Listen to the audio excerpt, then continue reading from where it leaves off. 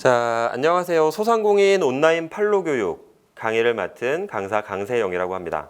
만나 뵙게 돼서 반갑습니다.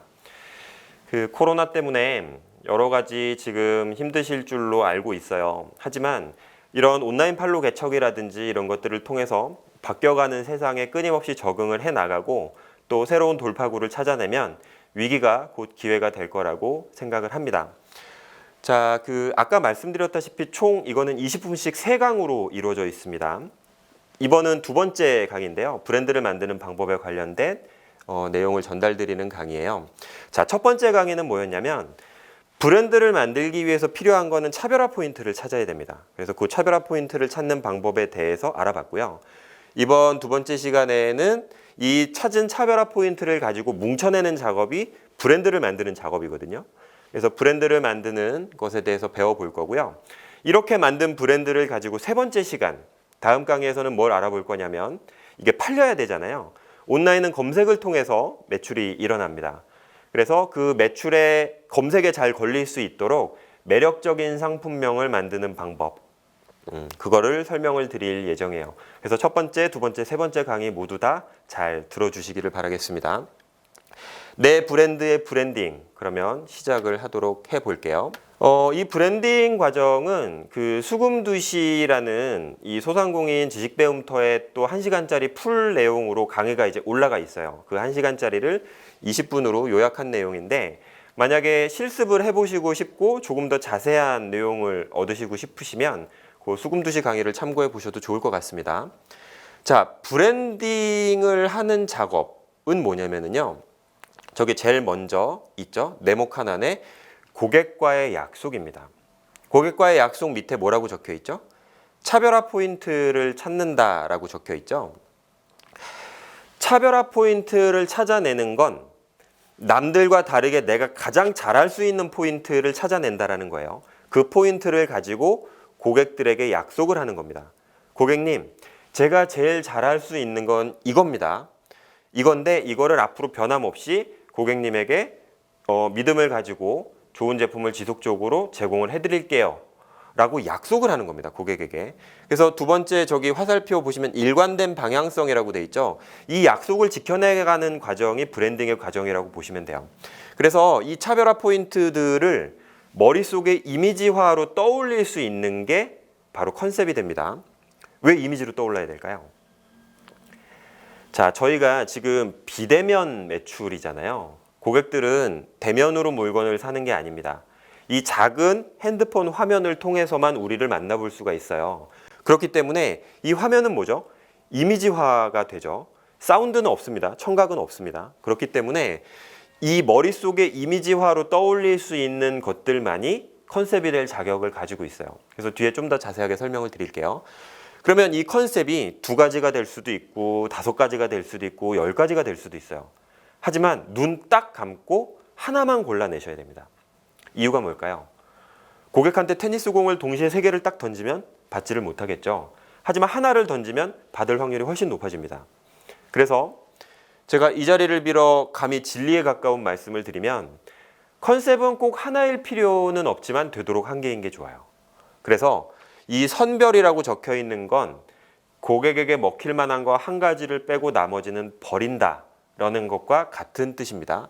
그래서 이 강력한 한 가지의 컨셉을 조합해 나가는 과정이 이제 브랜딩의 과정이고요. 이게 완성이 되면 브랜드라고 보시면 돼요. 저거는 구매 이유거든요. 요거를 저랑 좀 더 자세하게 살펴보도록 할게요. 그 전에 이 브랜드를 한번 구축하면 끝난다고 생각하시는 분들이 계신데 브랜드는 생명체와도 같아요. 계속 유지, 발전, 강화, 보완시켜 나가야 되거든요.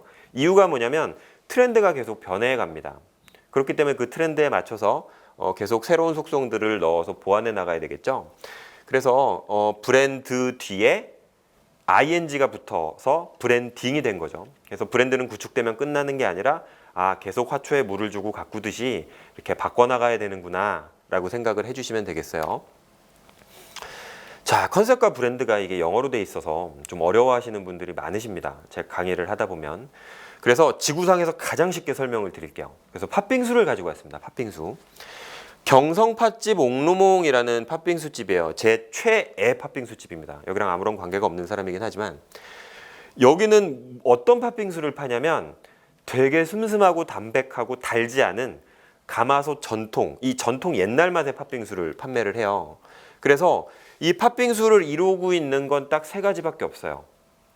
달지 않은 매일 고아내는 단팥과 그 다음에 신선한 우유로 그때그때 만들어서 제공하는 우유 얼음, 그 다음에 마지막에 심심하실까봐 식감을 챙기는 찰떡 2개, 딱 이렇게 세 가지로만 이루어져 있어요.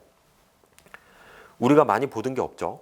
꾸덕한 하겐다즈 아이스크림도 없고 곰돌이 젤리도 없고 우유 연유 시럽도 없습니다. 그쵸? 그 다음에 콩가루도 여기에 안 뿌려져 있어요.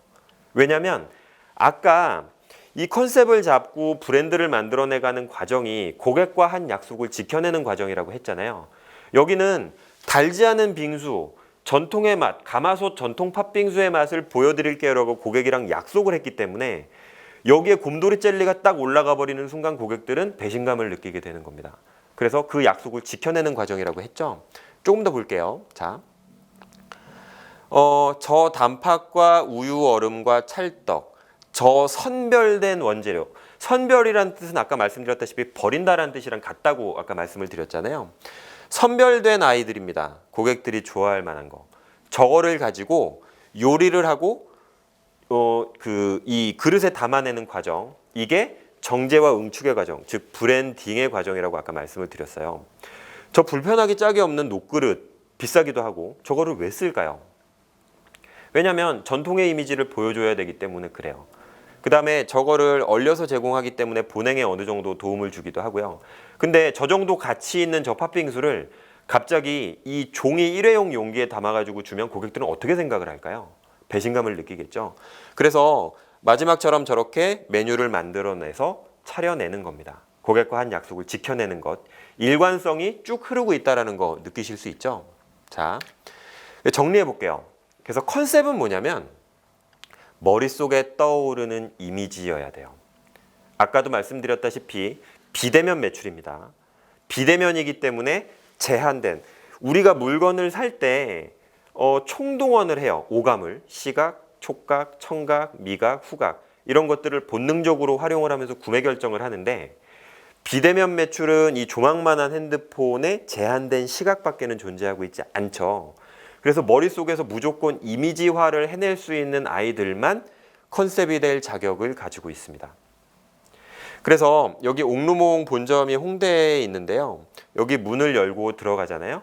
그러면 바로 정면에 커다란 가마솥 2개가 걸려 있어요. 그리고 그 가마솥을 나무 주걱으로 저어가면서 단팥을 고고 있는 모습을 고객들에게 보여줍니다. 왜 그럴까요? 저 가마솥은 주방에 있어야 되는 거거든요. 근데 소중한 판매 공간을 할애해서 그 앞에 지금 나와 있는 거잖아요. 왜 그랬을까요? 고객들에게 텍스트로 아무리 우리는 매일매일 이 단팥을 고아내고요. 국내산 팥만 사용을 하고요. 설탕을 많이 넣지 않아서 달지 않아서 우리 팥의 고유의 이런 고유의 팥의 맛을 느낄 수 있어요라고 백날 텍스트로 얘기를 해봐야 고객들은 믿지 않기 때문이에요. 그래서 저 고는 모습을 이미지로 지금 바로 보여주는 거죠. 그런 겁니다.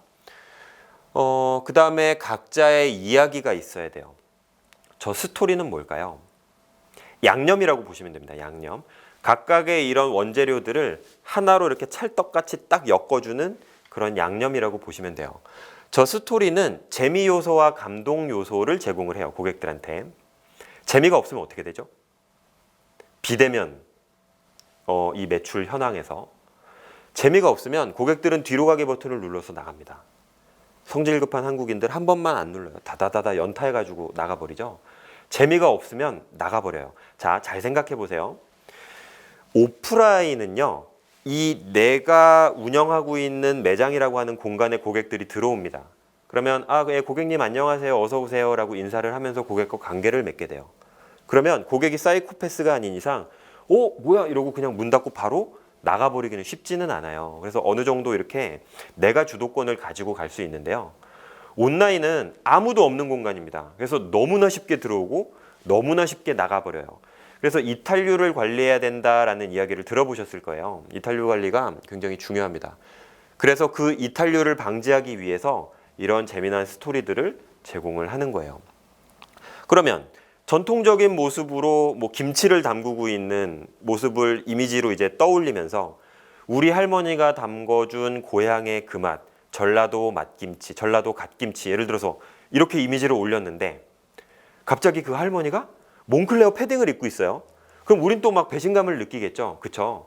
그런 것처럼 이미지로 떠오를 때는 일관성이 굉장히 중요합니다. 그러면서 어느 지역의 어떤 어르신이 몇 대째 이렇게 내려오는 뭐 이런 비밀의 레시피로 이 김치를 만들고 있어요라는 이런 스토리를 꿰주면 고객들은 조금 더 주목도가 올라가면서 보게 되겠죠. 자, 그다음에 세 번째로 꼭 필요한 것만 골라야 된다. 이거 아까 말씀드렸죠. 필요한 것만 골라야 되는데 저거는 버린다는 거랑 똑같은 뜻입니다. 근데 어떤 거? 고객이 원하는 걸로 골라내야 돼요. 고객들은 우리 판매자의 이야기는 관심이 없어요. 예를 들어서 햅쌀을 판매를 한다고 한번 가정을 해볼게요. 그럼 고객들이 원하는, 우리한테 기대하는 햅쌀은 뭘까요? 비대면 매출 상황에서 우리에게 기대하는 건 뭐냐면, 아, 고슬고슬 밥이 맛있게 지어지나요? 윤기가 짜르륵 도나요? 밥이 맛있나요? 이런 것들을 원하는 겁니다. 근데 판매자분들은 보통 흔하게 어떻게 얘기를 하나요? 자, 전체 이 쌀 농사를 지을 때 칠 수 있는 농약이 400여 종이 되는데 그중에 바이오 농약 인증을 받은 건 40종이고 그중에 가장 효과가 좋은 5종만 우리는 뭐 치는데 농약을 치는 뭐 비용이 뭐 얼마나 되고, 그러니까 이런 이야기들을 계속 하게 되면 고객들은 머릿속에 계속 의문을 갖게 돼요. 그래서 이게 쌀이 맛있다는 건가?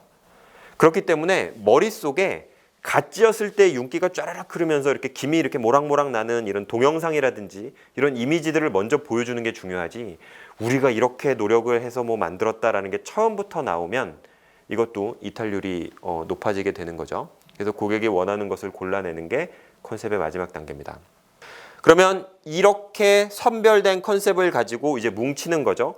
아까 달지 않은 단팥, 우유 얼음, 찰떡, 놋그릇, 이 세 개를 가지고 고객에게 우리는 가마솥 전통 팥빙수의 맛을 보여드릴게요 라고 약속을 하고 지금 지켜나가고 있습니다.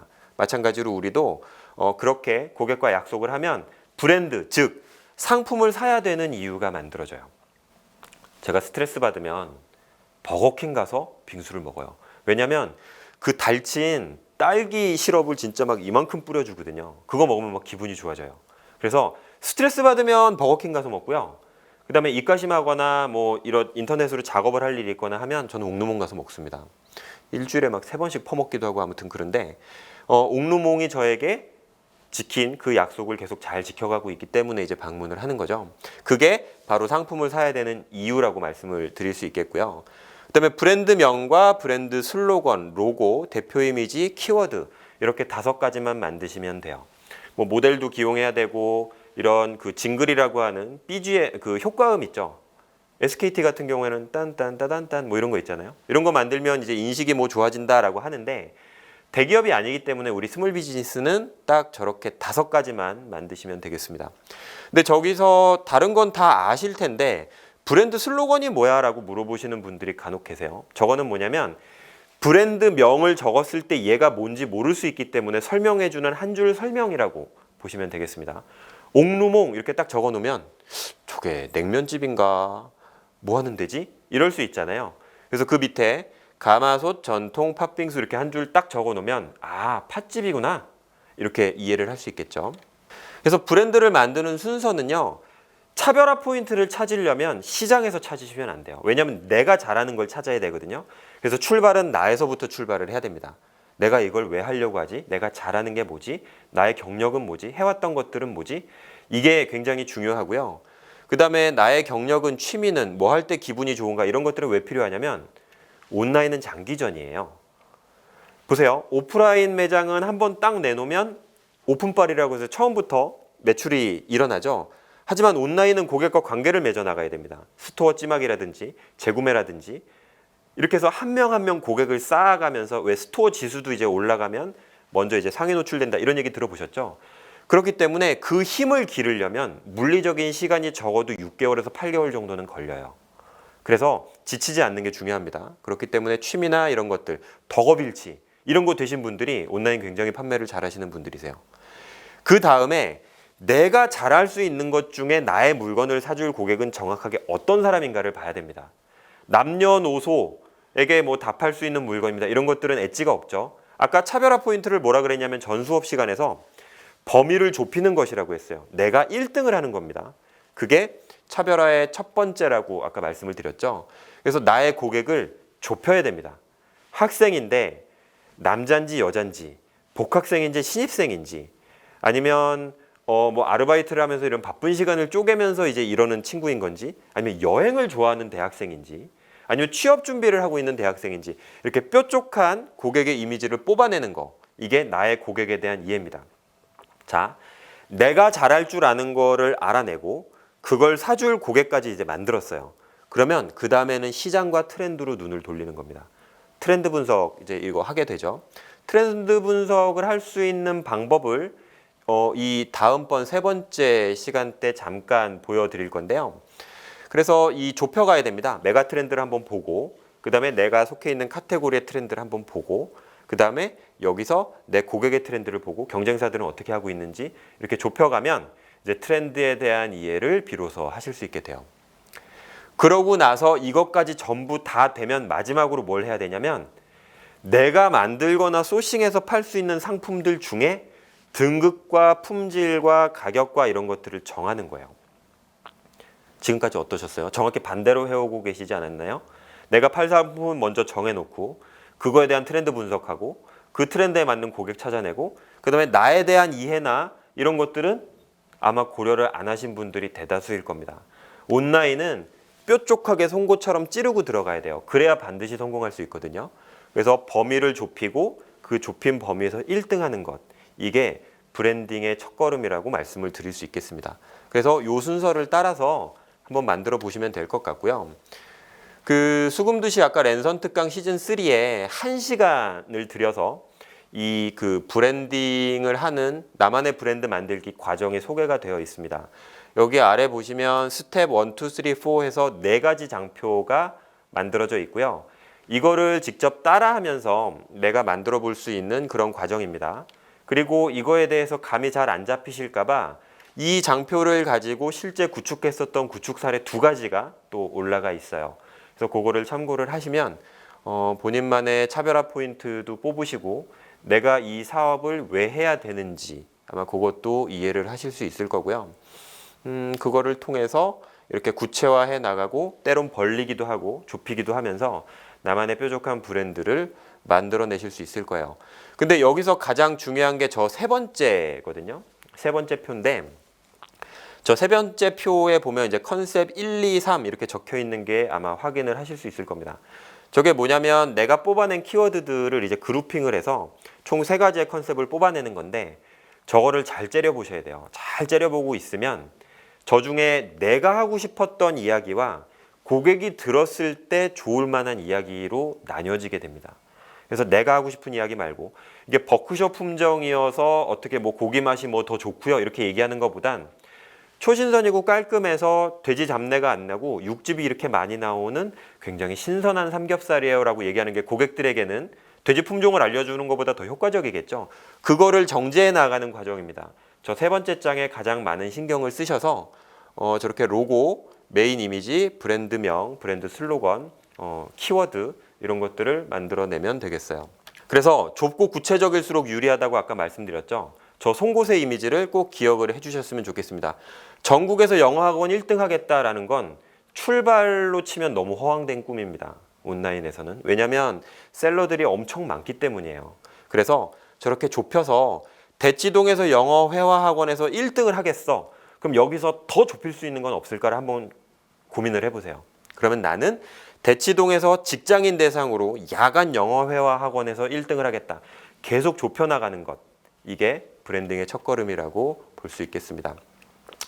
자, 이상으로 마칠 거고요. 자, 첫 번째 컨셉, 그러니까 남들과 차별화해내는 포인트를 잡는 걸 전 강의에서 봤고, 두 번째 이제 그거를 바탕으로 브랜드로 뭉쳐내는 거를 배웠습니다. 자, 다음번 세 번째는 이렇게 만든 브랜드를 고객들한테 잘 알리고 검색에 잘 걸릴 수 있는 매력적인 상품명을 만드는 방법을 같이 알아보도록 하겠습니다.